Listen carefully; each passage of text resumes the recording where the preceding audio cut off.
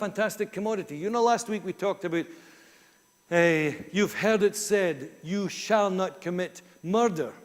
And of course, most of society would be loyal to that statement. We would say, yes, we affirm that one, we'll stand with that one. But the one we're looking at today is, you've heard it said, you shall not commit adultery. Actually, society is not so loyal to that one. That's not a commodity and a value that our society holds dearly or treasures highly. If you watch TV, you would be like what the research suggests. You would see 13 times more adulterous intimate relationships than you would see intimate marital relationships. You would also notice, it's, I'm sure, worse than it was, but in 1994, the University of Chicago did a study which identified that 15% of women and 25% of men admitted being sexually unfaithful to their wives. And I'm sure that statistic isn't going down. I'm sure that statistic is rising. It's a significant issue for us, the whole business of disloyalty. And what we're trying to get at today is adultery is one of the most ultimate expressions of betrayal and disloyalty. That adultery is, as Jesus is going to unpack for us in a moment, is that illustration and a demonstration of the voice of disloyalty, or where the voice of disloyalty can actually take you. So we're going to read two passages, if that's okay. We're going to read from Matthew chapter 5 and 4 verses there. But also we're going to read from the older part of the Bible, and one of the prophets called Samuel. He wrote in 2 Samuel chapter 11 a wonderful illustrative story that we're going to use as we go through this whole picture of unpacking what the voice of disloyalty is and how can we keep the voice of disloyalty quiet.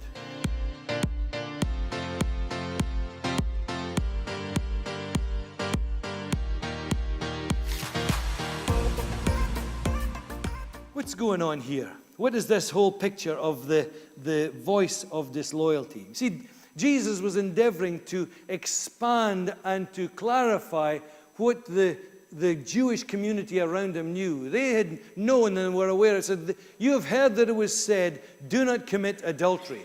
And that was the expression, the ultimate expression of disloyalty that they were aware of. But the standard had dropped so much as time had gone on, that now they were at a place where actually the voice of disloyalty didn't mean anything to them.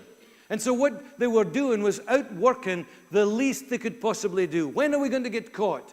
Will we get caught if a Jewish man slept with a Jewish woman? That was in their definition of adultery. It was sexual intercourse with a man or a woman outside of the marital home, marital relationship. That was adultery. And so it didn't even extend to a Jewish man having intercourse with a Gentile woman. That wasn't considered adultery. And so that was going on. So Jesus, when he was addressing this voice of disloyalty, was actually not saying, I want to get rid of the Old Testament law. I want to diminish what Moses was saying. Actually, he was saying, no, I want to complete it. I want to bring it and tell you what it really is. You have heard that it was said, don't commit the act of adultery. But I'm going to say to you, there is a voice and there's a journey that gets you to that place.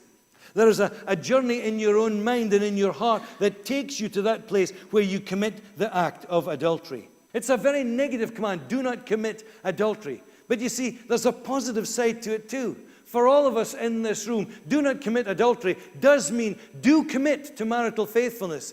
Do commit to intimacy. Do commit to marital oneness. Do commit to the husband or the wife that you're with. Do commit to that which you're committed to. And for you and I, we need to take hold of that positive commitment. What are we committed to? What is the thing that we're saying? Yes, I am, and I will be. Amen. So let it be. And you see, back in Genesis chapter 2 and verse 24, there's the picture given there at that point of how God had made Adam and Eve. And when he creates Eve, he takes from Adam's body, out from Adam's body, and he crafts and he creates Eve.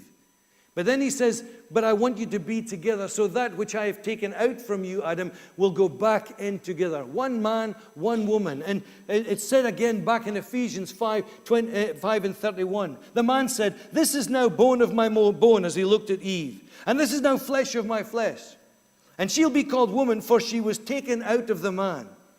And then he says, and that's why a man must leave his father and mother and must cleave and be united to his wife, and they will become one flesh. You see, many times adultery transpires and difficulties transpire and disloyalty transpires because we don't do the leaving and the cleaving very well. And I just want to take a moment this morning and remind all of us again of what it means and what is God trying to say to us. He's saying, you got to leave that which was behind. You got to leave the relationships that you had before. You got to leave the things that were important to you before. You got to leave the stuff that was of primary influence on you before. That's what he's saying. To leave means to leave behind or to abandon or to make other relationships secondary. And so it's not only relationships with another woman, it's not only relationships with friendships, it's actually relationships with your car, relationships with your job, relationships with your family, relationships with sport, relationships with finance. Whatever that relationship is, you got to leave it behind and cleave to the husband or wife that you've made those commitments to.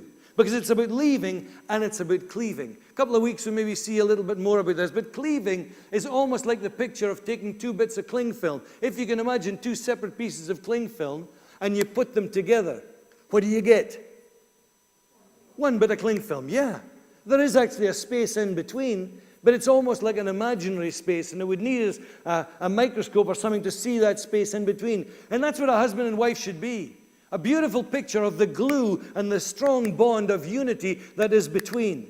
That is between a husband and a wife, a man and a woman, that they leave and they cleave. And it was a frame of reference not only about closeness, but also about permanence.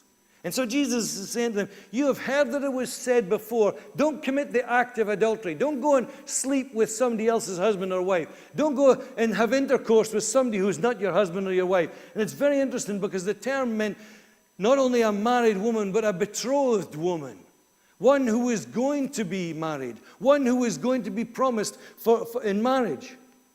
I think it's so interesting for us in our society today. The language we have is sometimes that, hey, it's okay to sleep with anybody. If it's okay and it doesn't hurt anybody, let's just do that. But actually Jesus is saying, whoa, be very careful. Watch out. This is the voice of disloyalty. Because who knows in this room, all you single men and women, who you've been betrothed to? Hey, you maybe don't know yet, but God knows. Maybe I'm not aware who that Mr. Right or Miss Fantastic is going to be, but God knows. And in the grand scheme of things, He's outside of time. We get so caught up with time, but God is actually outside of time. And that betrothal that is ahead of you should be the thing that keeps you pure. Should be the thing that keeps you holy and set apart for the one that God has planned and for the one that God has kept for you. He says, it has been said, don't commit adultery, but I say unto you. It's me, he says, it's me. It's actually me, it's Jesus. I'm saying to you, I don't need anybody else's authority. I don't need the authority of scribes and lawyers in the past. I don't need the authority of Moses. It's me, it's Jesus. I'm the I, it's me that is saying. And I would challenge us all this morning, who is the I in our life? Who's doing the saying into our lives? Who's the voice that we're listening to today? Who carries the I? Is the I carried by me? And I listen to me. Anybody can say anything, but I say to me, this is how I'm going to live my life. This is how I'm going to choose. Ian, keep your mouth shut. I know how I'm going to live my life. Maybe it's not the I within. Maybe it's the peers around. Sometimes it's the people around us, and it's their voice is the voice that we listen to. You have heard it said, don't commit adultery, but all my mates are doing it. And so it's okay. You've heard it said, don't commit adultery. Don't listen to the voice of disloyalty, but everybody else is being disloyal, so it might be okay. Or who's that influential voice that you hear in your ear, whispering to you, inviting disloyalty in your life? Whether it's disloyalty to a friend, disloyalty to a job, maybe disloyalty to God, maybe disloyalty to church. Who is the voice? Is it fear within you that is the I? If I don't, then this is going to happen to me. Is it self-worth that is the I? I get my validation and my who I am from being disloyal. I don't call it that, but I'm here, there, and everywhere. And that's where my validation comes. That's where my worth comes. That's where I know that I am who I am. Jesus would say to every one of us this morning, no, every one of us is so precious and so valuable and so set apart for him that he's saying, keep yourselves pure.